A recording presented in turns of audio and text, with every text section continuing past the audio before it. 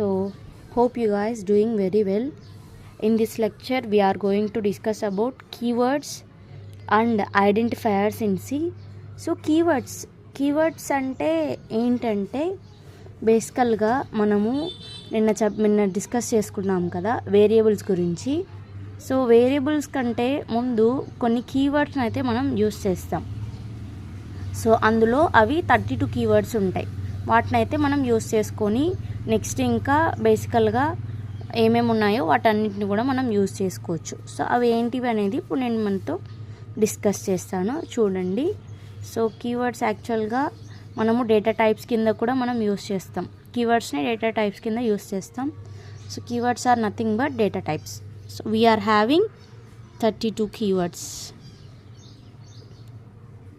అవి ఏంటివి అనేవి నేను మీకు ఇప్పుడు ప్రతి ఒక్క బ్లాక్లో చూపిస్తాను, చూడండి. సో 32 కీవర్డ్స్ ఆర్, వాటిని reserved keywords or predefined keywords అనేసి అంటారు.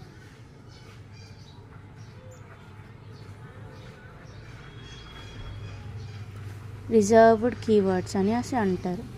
So reserved keywords or predefined keywords అంటే already defined in C library. So ఆ రిజర్వ్డ్ కీవర్డ్స్ని ముందుగానే డిఫైన్ చేసేసి ఉంటారు. వాటినే కీవర్డ్స్ అండ్ ఐడెంటిఫైర్ కీవర్డ్స్ అని అంటారు, ఓకేనా. సో అవి ఏంటివి అనేది ఇప్పుడు మనం చూద్దాం. సో ఫర్ ఎగ్జాంపుల్ ఇంట్ మీకు ఆల్రెడీ తెలుసు, float, void, if, for, continue, while, do, switch, auto, double etcetera. So కీవర్డ్స్ని అవి ఎలా పడితే అలా ఉంటాయి. సో అలా కాకుండా ఒక సపరేట్ స్పేస్ ద్వారా మనం రాసామంటే అవి మీకు చదవడానికి అలాగే నేర్చుకోవడానికి ఈజీగా ఉంటుంది. వాటిని కొన్ని బ్లాక్స్గా అయితే మనం డివైడ్ చేసుకుందాం. సో కీవర్డ్స్ వచ్చేసి కొన్ని రెస్ట్రిక్షన్స్ ఉన్నాయి, అవి మనం డిస్కస్ చేసుకుందాం. అవి ఏంటంటే keywords cannot use as identifiers. So keywords cannot use as identifiers అంటే మనము కీవర్డ్స్ని ఐడెంటిఫైయర్స్గా యూజ్ చేయకూడదు. Identifiers are nothing but variables కిందకి మనం యూజ్ చేస్తాం. సో దానికి ఎలాగనేది మళ్ళీ తర్వాత నేను ఐడెంటిఫైయర్స్ చెప్పేటప్పుడు చూస్తాను. సో ఇంకొకటి వచ్చేసి ఏంటంటే keywords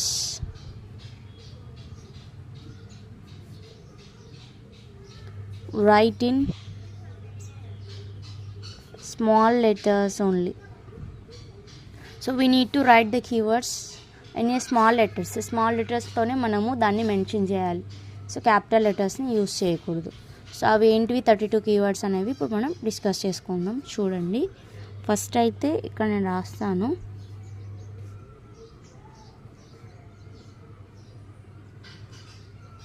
character, integer, float, double. So these are the predefined data types. So వీటిని క్యారెక్టర్, ఇంటీజర్, ఫ్లాట్, డబుల్ ఏమంటారంటే ప్రీడిఫైన్డ్ డేటా టైప్స్ అనేసి అంటారు. Next auto, register, static, extern. So వీటిని వచ్చేసి స్టోరేజ్ క్లాసెస్ అని అంటారు. స్టోరేజ్ క్లాసెస్ అనేది ఒక లెక్చర్ ఉంది, అది నేను మీకు మళ్ళీ తర్వాత నెక్స్ట్ క్లాసెస్లో అయితే నేను మీతో డిస్కస్ చేస్తాను. So these are the storage classes of keywords. Next వచ్చేసి signed, unsigned. Signed, unsigned. So వాటిని ఏమంటారంటే సైన్డ్ క్వాలిఫైయర్స్ అనేసి అంటారు. సైన్డ్ క్వాలిఫైయర్స్ అనేసి అంటారు. సో నెక్స్ట్ వచ్చేసి మనకు షార్ట్, లాంగ్ ఉంటుంది. వాటిని ఏమంటారంటే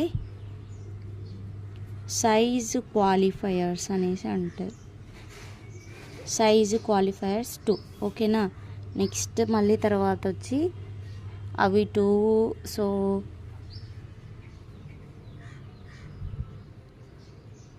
switch, case,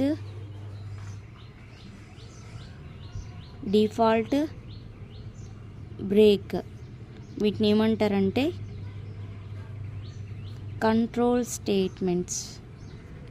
so control statements కూడా ఒక లెక్చర్ ఉంది, అది మన తర్వాత డిస్కస్ చేసుకుందాం. వీటన్నిటిని కూడా ఫస్ట్ కీవర్డ్స్ అంటే ఏంటివని బేసికల్గా తెలుసుకుంటే చాలు. కంట్రోల్ స్టేట్మెంట్స్లోనే స్విచ్చింగ్ స్టేట్మెంట్స్ ఇవి, switch, case, default, break. Next వచ్చి డూ, ఫర్, వైల్. సో ఇవి కూడా కంట్రోల్ స్టేట్మెంట్స్లో లూపింగ్ స్టేట్మెంట్స్ అన్నమాట. కంట్రోల్ స్టేట్మెంట్స్లో లూపింగ్ స్టేట్మెంట్స్ అవన్నీ ఉన్నాయి, 3 ఉన్నాయి. నెక్స్ట్ వచ్చి ఇఫ్, ఎల్స్, ఇవి కూడా కంట్రోల్ స్టేట్మెంట్సే. కంట్రోల్ స్టేట్మెంట్స్లో సెలక్షన్ స్టేట్మెంట్స్. ఓకేనా. నెక్స్ట్ ఇంకొకటి ఉంది కంట్రోల్ స్టేట్మెంట్స్లోనే, అది కంటిన్యూ,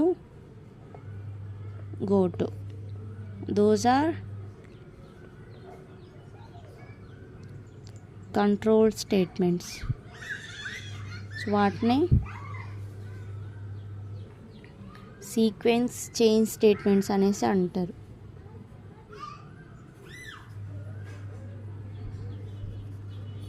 ఓకేనా. So these are the control statements. So next వచ్చేసరికి టు స్ట్రక్ట్ యూనియన్, వాటిని యూజర్ డిఫైన్డ్ స్టేట్మెంట్స్. ఓకేనా. సో అది కూడా ఇంకొక వేరే లెక్చర్లో డిస్కస్ చేసుకుందాం. నెక్స్ట్ టైప్ డెఫ్, అది రీనేమ్. నెక్స్ట్ సైజ్ ఆఫ్ అనేది స్పెషల్ ఆపరేటర్.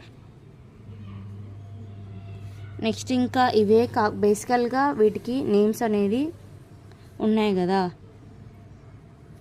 అలా కాకోకుండా కొన్ని ఉన్నాయి. అవేంటంటే enum, constant, volatile, void, return.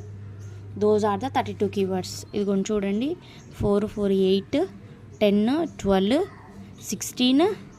16 ఒక 3, 19 ఒక 2, 21. సో ఇవి ఒకటి 2 ఉన్నాయి, 24, 25, 26, 27, 28, 29, 30, 31, 32. So these are the 32 keywords we are have. Okay na, we are having those 32 keywords. So these are the keywords. బేసికల్గా మీరు తెలుసుకుంటే చాలు. సో కీవర్డ్స్ని రిజర్వ్డ్ వర్డ్స్ అనేసి అంటారు. Reserved words or predefined words అంటే already defined in C library. C లైబ్రరీలో already define చేశారు కాబట్టి వీటిని సో రిజర్వ్డ్ కీవర్డ్స్ అనేసి అంటారు. ఓకేనా.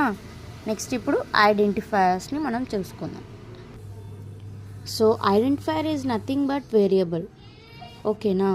సో ఐడెంటిఫైయర్ అంటే ఒక ఐడెంటిటీ, మనకంటూ ఒక ఐడెంటిటీ ఉండేది. My identity is my name. So నా ఐడెంటిటీ ఏంటి, ఇప్పుడు నేను అనేది ఒకటి ఉన్నాను. సో నాకు నా పేరు అనేది నన్ను ఐడెంటిఫై చేస్తుంది అలాగా. ఓకేనా.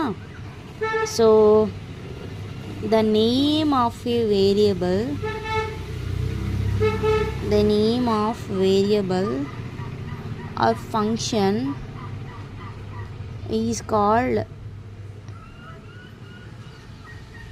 identifier.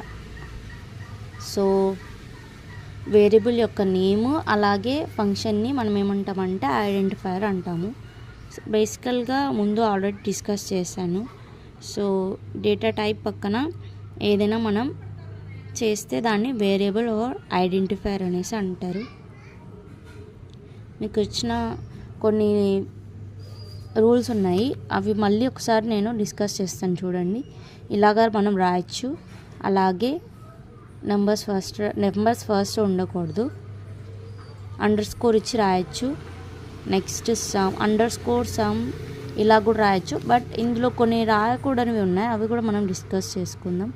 డాలర్ సైన్ ఇచ్చి రాయకూడదు, that is wrong. Next sum ఇచ్చి డాలర్ సైన్ అసలు యూస్ చేయకూడదు. ఓన్లీ సమ్ 12 అని కూడా ఇవ్వకూడదు. This is also first number వచ్చి తర్వాత రాకూడదు, దట్ ఈస్ ఆల్సో రాంగ్. ఓకేనా? సో బ్రాకెట్లో కూడా ఇలాగా ఉండకూడదు numbers names. Okay, those are the identifiers rules. So capital మనం వచ్చేసి వీటిని అప్పర్ కేస్లో ఉన్న రాయొచ్చు, లోయర్ కేసెస్లో ఉన్న కూడా రాయొచ్చు. బట్ కీవర్డ్స్ని వచ్చి మనం ఎప్పుడు స్మాల్ లెటర్స్తోనే రాయాలి. Hope you guys understood. So this is for today. So tomorrow's lecture we will discuss other things. Okay guys, bye.